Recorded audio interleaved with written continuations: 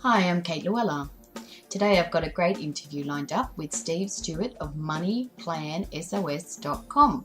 I found Steve to be a really nice guy and really easy to talk to, and I enjoyed learning about money coaching, which is what he does and what he blogs about, and he's been doing it for a while now. Steve shares a few insights with us, including an Fit Desk, which he recently got as a sponsor, I guess you'd call it that inadvertently, and he explains how he got that for free. It was a really simple process. But he also talks about his analytics for his site, and more importantly, he tells us a bit more about budgeting and things like that, which are really quite interesting because he does it from a layman's point of view, not in an easy, understandable way. So it's quite interesting to talk to him. Anyway, I'll get straight into it. It starts off where I've started to talk to him about his site and what he's doing. Don't forget to go to iTunes and leave a review for us if you like the bloggerinterviewspodcast.com. Well, Blogger Interviews Podcast. Then I'd love to see a review from you at iTunes so I know that you're listening. Okay, without further ado, here's Steve. So anyway, look, I really want to talk to you about what you're doing with your blog. It's really a blog, isn't it? Because you're contributing to it regularly. Yes, so I'm trying to. Maybe not consistently, but regularly. Yeah, no, I understand. So look, first of all, I wanted to ask you about Money Plan SOS. That's the blog, isn't it? MoneyPlanSOS.com. Yes. Right. Okay, and now when did you actually start this up? I started blogging under that name probably in 2008. Wow. Okay. That was when I started it on the WordPress.com site, and then moved it over to the static page, the MoneyPlanSOS.com's page, once I realized I needed to do a podcast. I need to get it done. So so that's when I moved to the WordPress.org. What do you call that? The framework, the engine. So that you can put your own themes in and stuff. Yeah, and that's when things really started happening. Right. So Money Plan SOS, is that, I'm just intrigued because it's a really good keyword rich title, but when you created that title or the URL, did you think of keywords, or were you just saying that's what I do and that's what I want to get across in my URL, my domain? I was definitely thinking about the keywords, but the SOS part was really kind of something from my past. My name's Steve Stewart, so SS is kind of my initials. But when I was in high school, my buddies and I started a breakdancing group, and they called me Mixmaster SOS because I help people get on the dance floor. The SOS is Morse code for help. A lot of people probably don't know that because Morse code's been gone for quite a while. Yeah. As rap dancing, but yeah, go on. Yeah. Breakdancing, sorry. So it just seemed right. It just seemed like it fit. Money Plan is talking about getting a plan for your money. SOS is offering help. That's fantastic. So now you define yourself as a where's the word? Because it's not, is it money coach? That's it. Money coach. Is that right? Financial coach, money coach. Yeah, it's Right. pretty much the Okay. same. So really your perspective is about working with them on a long-term basis to restore. So just, can you give me your pitch, like what you're actually trying to do with people?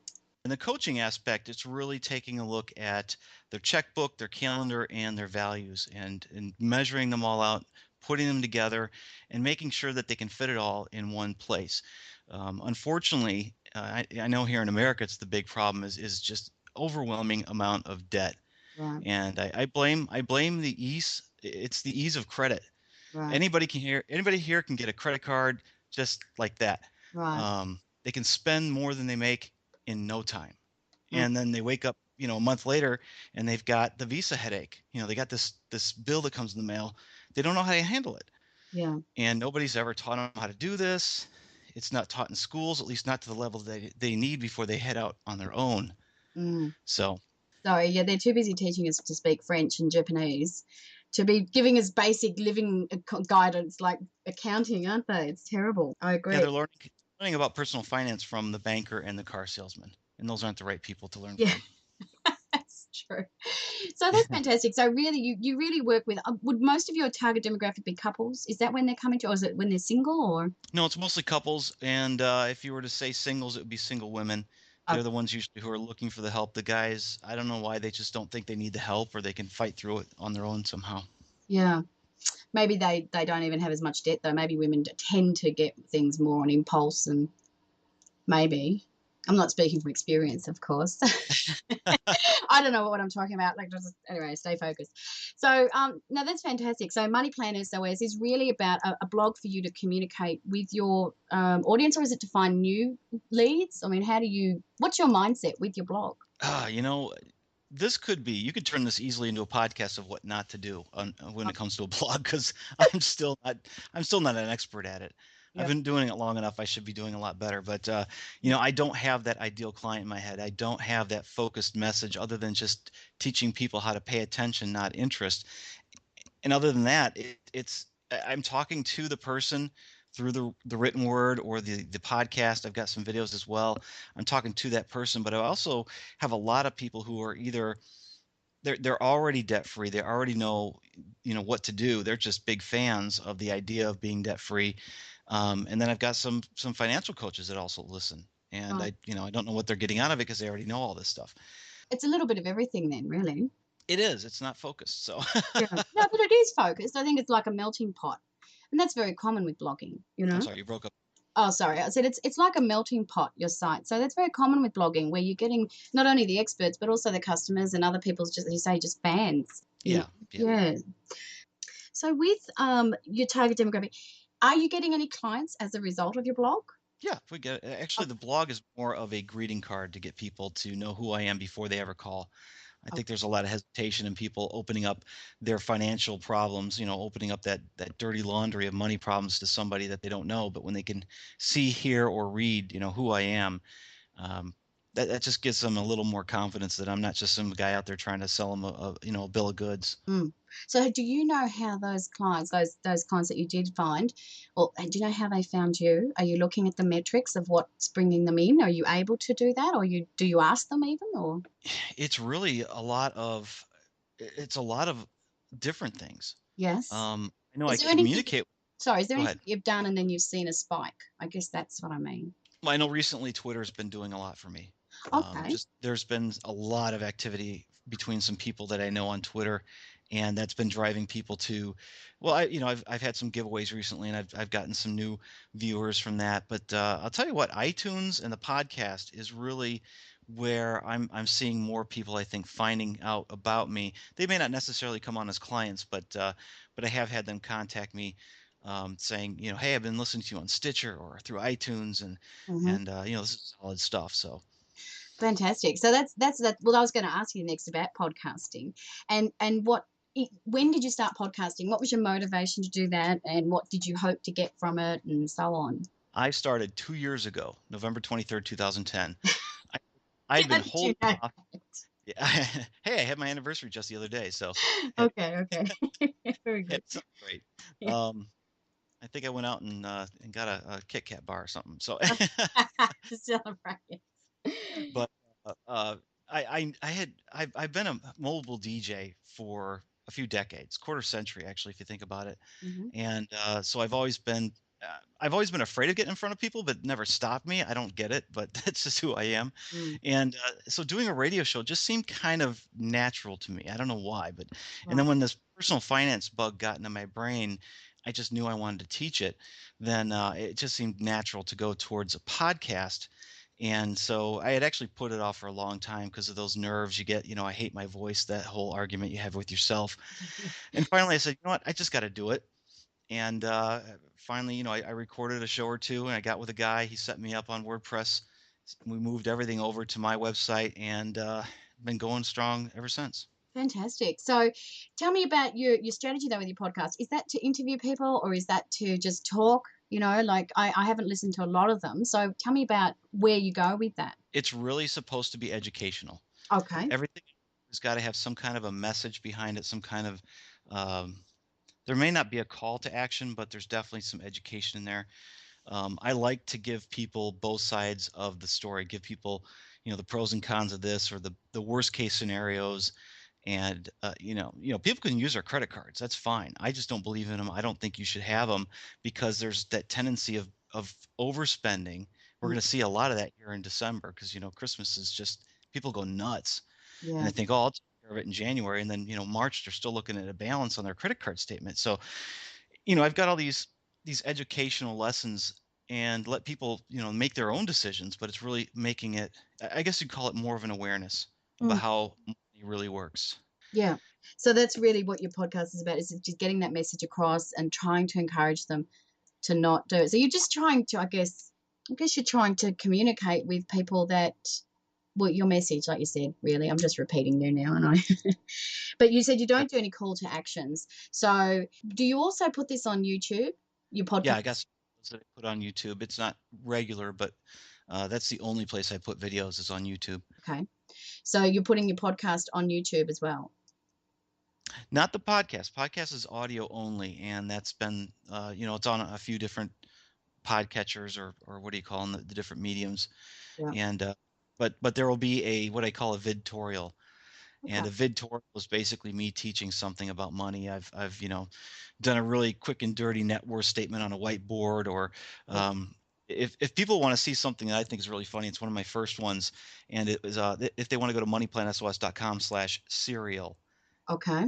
watch that. It's I had this inspiration to do this video in my kitchen with some boxes of cereal, and I'm kind of tossing boxes in the air, and it's kind of funny. So Right. Okay. uh, I'll put that the was link into early. that with the notes. Thanks. That'd be great because I Yeah. think that one's. Do you get the transcripts typed up of your podcasts? No, I don't do transcripts. I just do summaries, bullet points, make it quick and easy for people to read. I'm really talking to the average American. I mean, it's not just an American thing either, but Mm. I want to make it quick and easy for someone to read. I know I'm losing Google juice by not having a transcript there, but But if you've um, got it broken down, like you said, I think you're okay for Google Juice. yeah, That's what I do. I think that's adequate. But go I on. won't like that. I'm sure someday I'll do something like that. One thing I don't have a lot of is, of course, time, and I Yeah. know I can farm it out, but then be another expense I need to add on top of all the other ones I've got going on. Mm. No, I understand. Do you have any way of monetizing your podcast? Yeah, the only kind of other than coaching, selling my coaching services Sure. to couples or individuals, is referrals, doing affiliates with companies, and I have very few of those. I will not put Google AdSense on my website because there's always I go to these personal finance blogs, and they'll talk about saving money, and then there'll be a big ad in the middle about taking out a loan.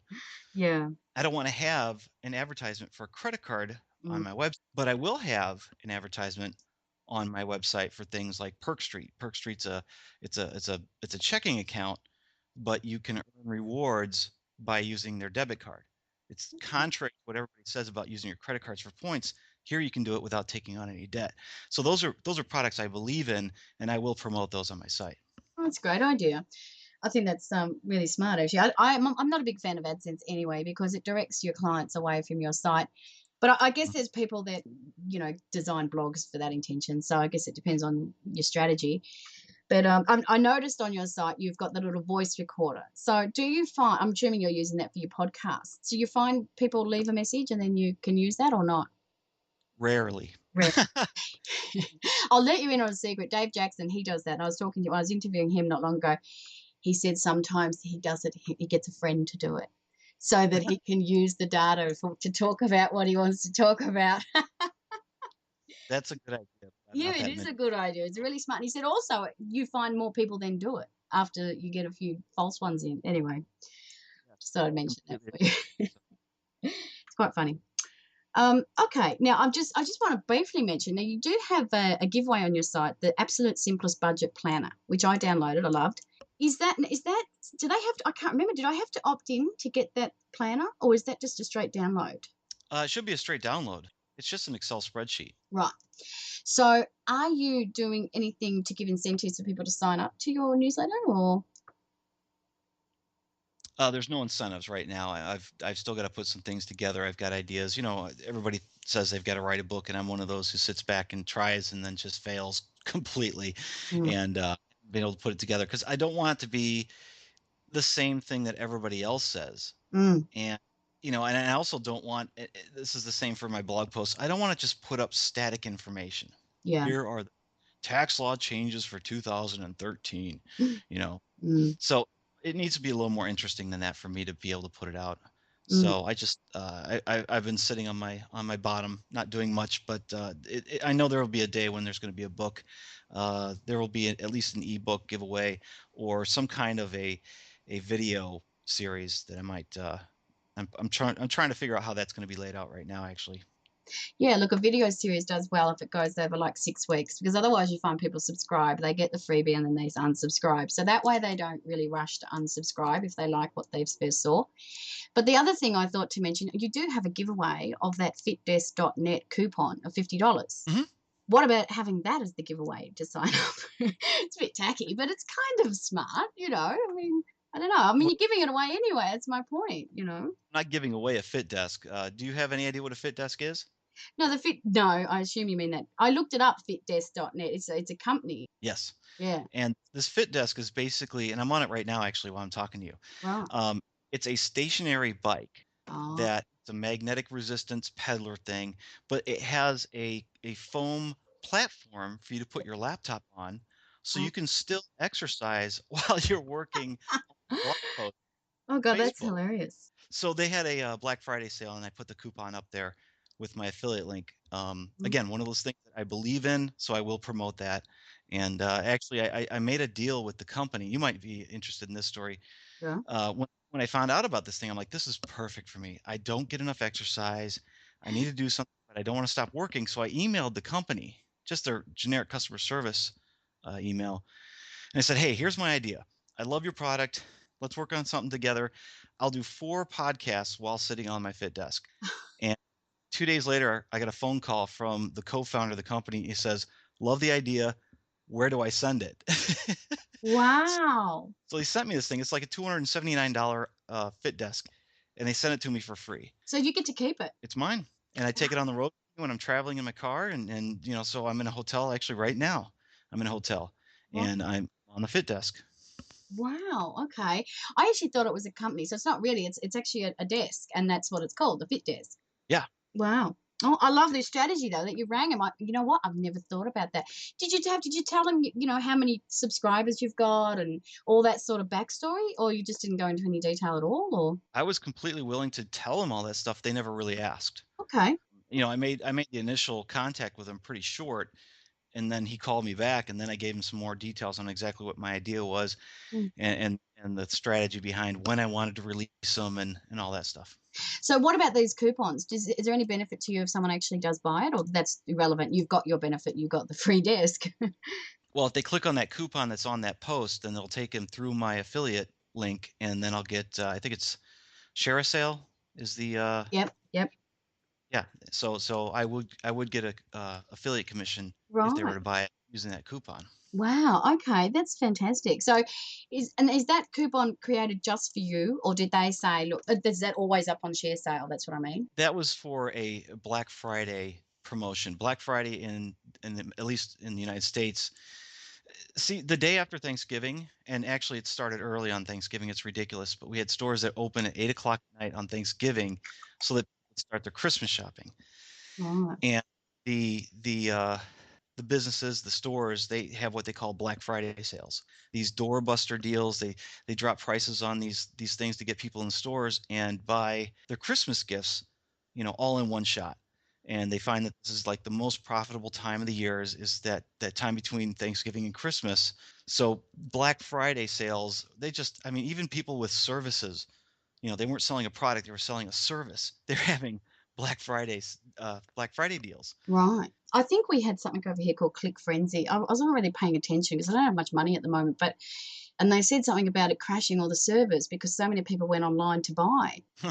Yeah, maybe it was an online thing. Sorry, not just a Black Friday. So Black Friday was also in store as well as online. Yes. Well, okay. So they're actually it's almost like creating new holidays Yeah. every day season. We've got Black Friday, which actually at some of the big stores out here in the United States started at 8 p.m. on Thanksgiving Day, which is a Thursday. Black 8 p.m. in Friday, the everybody morning. 8 p.m. in the morning. 8 p.m. at night. Oh, okay. Right. They usually never open before midnight because people are spending time with their families. But Mm, this year has been crazy. mm, So you've got Friday, the day after Thanksgiving. You've got Small Business Saturday, and then we have what they call Cyber Monday, which is kind of going away. If you don't mind me telling you the history of Cyber Monday, mm. it was And when people started getting the internet at their work, they got the high speed connections. So when they went back to work after the Thanksgiving break, they would do their shopping online from work because they had the high speed connection. Right. Now that it's got high speed connection at home, it's not such a big deal, but they still call it Cyber Monday. God, it sounds like any excuse to buy stuff over there at the moment. Good for commerce, right? I mean, but that's Then there's awesome. Sorry, go Giving Tuesday. That was the day after Cyber Monday. on. There's Yeah, what I'm trying to think of wasteful Wednesday or want not Wednesday and all right, so look, getting back on track here, let's just talk about analytics at the moment. Do you watch your analytics closely or like Google Analytics, Webmaster Tools, any of them? I have it all set up and I see pretty much just the top level stuff, how many hits to the site. I don't dig into it as often as I should. Do you know what sort of traffic you're getting the most traffic coming through on, like what particular page or post, or you don't know? Usually it's something that might be linked from somebody else's post. Recently, I wrote there's a gentleman in the United States who was trying to promote saving 1% more of your income into retirement, 1% more than you had in the past. Mm-hmm. And a whole bunch of different bloggers writing about the same thing, promoting this idea of at least saving just 1% more. So I participated in that, and there's been a lot of traffic coming from his site and some other people who've linked to it from their sites as well. And so it's just one of those things where you just see the activity just increase because of this it's more visible because obviously it's linked to from other people's sites. Okay, so I'm going to talk SEO then. If you know that's coming in from there, would it go through your mind to go and do another post on that topic, knowing that that does drive traffic? Yeah, I usually talk about stuff like that anyway. It would Right. be in a different manner, but I've been doing some blog posts for other websites now. I actually have a couple of sites that I'm getting paid to write posts for, so Right. that's really nice.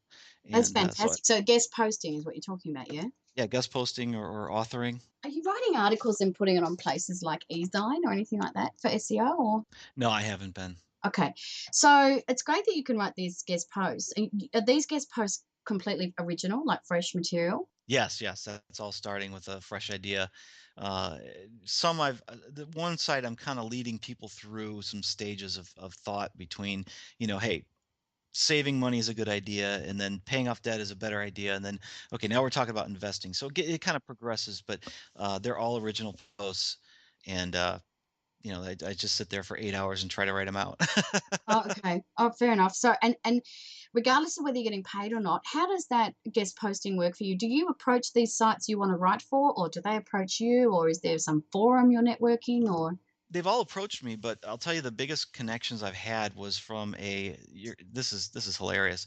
Okay. Um, Gentleman in 2011 put together a conference for financial bloggers, and they call it FinCon.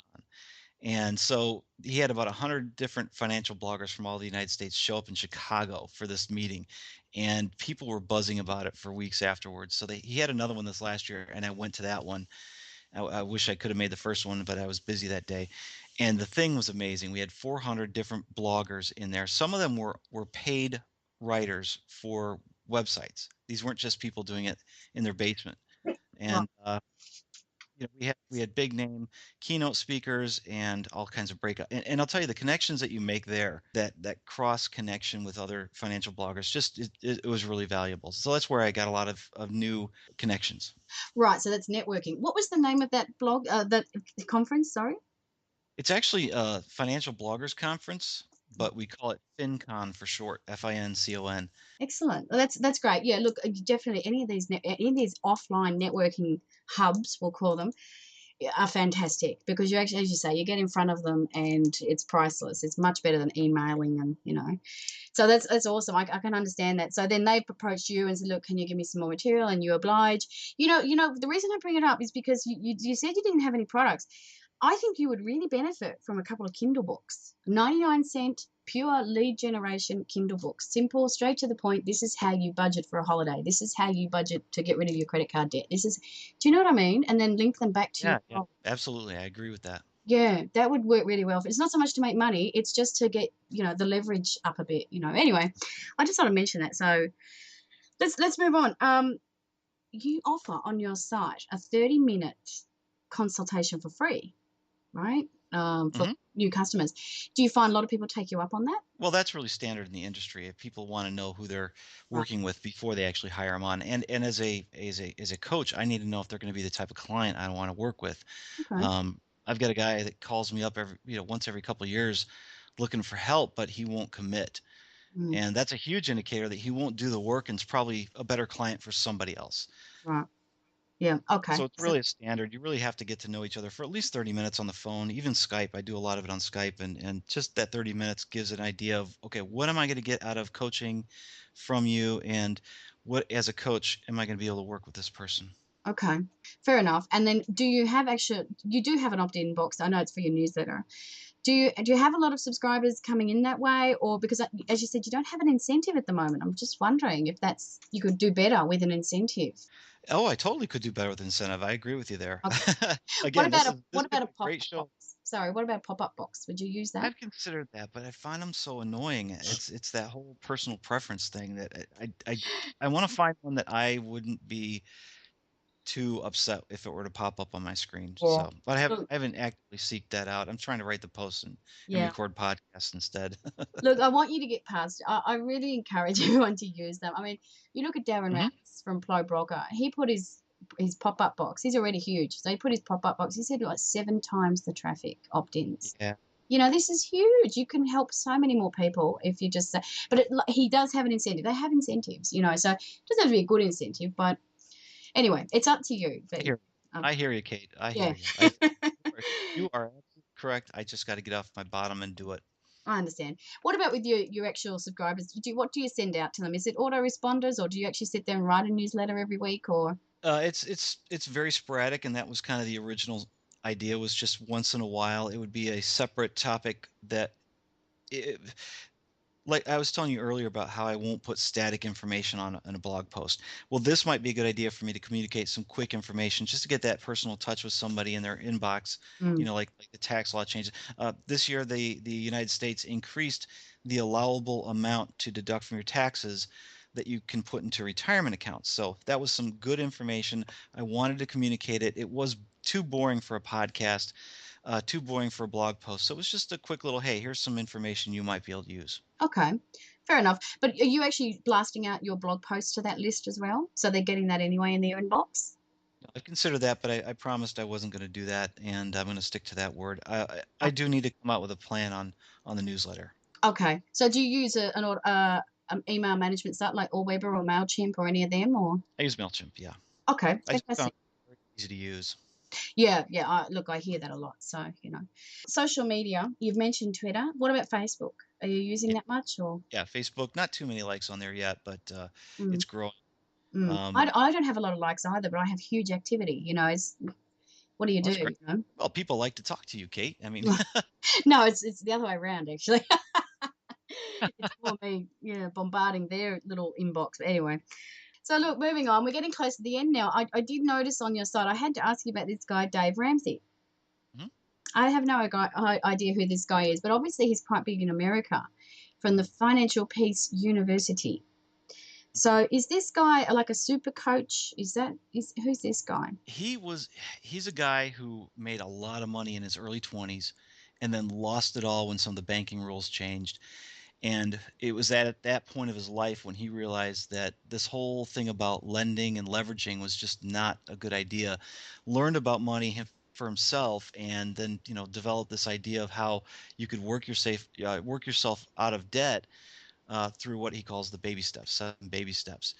Mm, And he grew this business over 25 years from a card table in his living room, and now he's got he owns this $1 million building that he broadcasts a radio show out of every day.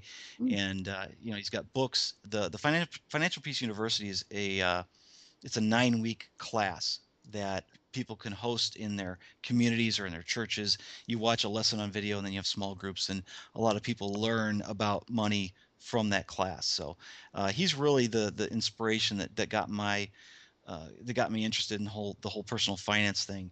And this he's completely contrary to anything else you'll see in the news and the media and from personal finance experts out there. mm. So you did his course, is that right? I do teach his course at my local church. He also has a workplace edition, which I teach that if a business wanted to offer it to their employees as a benefit. So I could do that as well.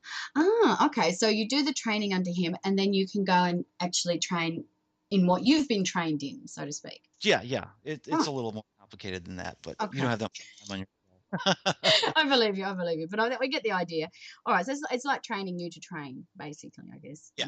Yeah. There's no direct affiliation with them with Dave Ramsey's company except for that workplace training. Everything else, we're all out here. They do teach people how to be coaches. I did get the certification or the counselor training from there, but we're all on our own out here now, just trying to build businesses on you know coaching people through their personal finance problems. I understand. So was his course expensive? Yeah, it was a few $1,000s. Okay. Okay. So when you go and train, like if you do a community or a church, do you charge a lot of money? Or do you charge per head? I mean, is that how you're doing it, or? The churches have to get out there. They have to buy the kit. They have to get their people to sign up and buy a kit.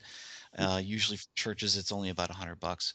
But leading a class like that, it's more of that's almost like networking or getting in front of some people. Hey, I'm out there. I'm the expert. Mm. Here you're getting this class. You're getting me for free. But if you want more specific, focused help, then they could call me up and ask for a little bit more. That is a great idea, and any blogger could do that within their niche when you think about it. Yeah, It's it's just another way of speaking. yeah, Public speaking. well, it's keynote speaking or whatever, and I guess, like you say, it's not only leverage building, but it's also a way to get new clients. So, advice for anyone thinking of becoming a financial coach? Don't do it if you want to make money. You know, And you want lots of time on your hands. becoming a financial coach is a lot different than becoming a financial planner or financial advisor.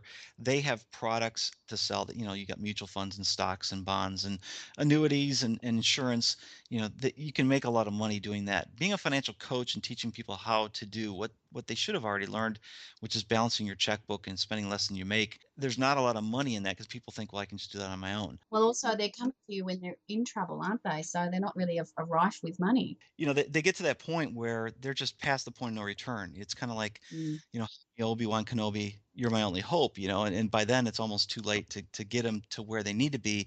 It's not saying it's impossible. It's just going to be a lot more work. It's going to be a lot harder for them to turn around and really make some strides in getting out of debt, save some money for the future, get the kids into college, stuff like that. So really, Dave Ramsey was quite smart, and that was he trains people like you who are willing to pay money to, because you're not in strife, you just want a career choice. And unfortunately for people like you, you're actually dealing with the customer that doesn't really have a lot of money. So, well, that's where writing comes in, I think, really, Yeah, but he also has a radio show that broadcasts out to over 5 million people a day. So he's got that audience to help as well. Yeah. Have you ever chatted to him on your podcast, or are you going to one day, or? I've got a funny story for you if you got the time. Yeah, okay. I was working out of my house one day. I could stream his show on the internet at the time. I could have, but I wasn't listening to him live. Right. And my phone kept beeping when I was getting these messages. This is back in like 2009. And I couldn't figure out why. And all of a sudden, I get the text from a friend of mine saying, "Hey, Dave Ramsey just read your blog post on the air." Doesn't need blog posts on the air. So I don't know how he found it. I don't know, why he read it, but it was really, we got 10,000 hits on that weekend, Oh, and just a simple top 10 list. It was hilarious. wow. So Isn't that great? twice, but it's not like he knows who I am. It was just, we had that little connection, I guess. Well, I guess it's time to try and hook up a podcast with him, because that would probably do a lot of wonders for your, well, just exposure, really. I'm trying to get together with one of his coaches and speakers to do another interview, which I've had on my show before. So That's a great idea. So, but okay, so that's excellent. Well, look, I was going to wrap it up there in a minute. Is there anything else you want to talk about? Anything you got on the horizon you want to mention and things like that, Stu? on the horizon, well, we got a brand new year coming, so I should have some plans for it. I really have just been sitting down and thinking, okay, I need to have a 12-month plan. I've got some ideas laying out, but again, it's got to go back to I need to get a book, like you said, an ebook, a 99-cent ebook would be a great idea. So I might just take you up on that idea. Mm. But yeah, it's just hey, I like to have a plan. Yeah, yeah. Well, you got to start with that. It doesn't mean it'll work, but yeah. Look, I think with what you're doing, like your niche, honestly, there'd be dozens of products you could create and be selling from, so many different, marketplaces. So I guess that's, my advice to you would be go look what your competitors are doing that are successful and just start see if they get inspiration for you for something that you could do that's similar, but hopefully you do it better. That's my point, because you want to be unique. But that's what I would do. I'd see what's around. But anyway, well, look, thank you so much for talking to me. I might end it there, and I really appreciate your time. I know it's not too. What time is it over there at the minute? Right now it's about 8 o'clock p.m. Okay. But anyway, all right. Look, I'll let you go then, Steve. So thanks so much for talking to me, and I will catch up with you very, very soon. Great, thanks, Kate. I appreciate it. All right. Cheers. Talk to you soon.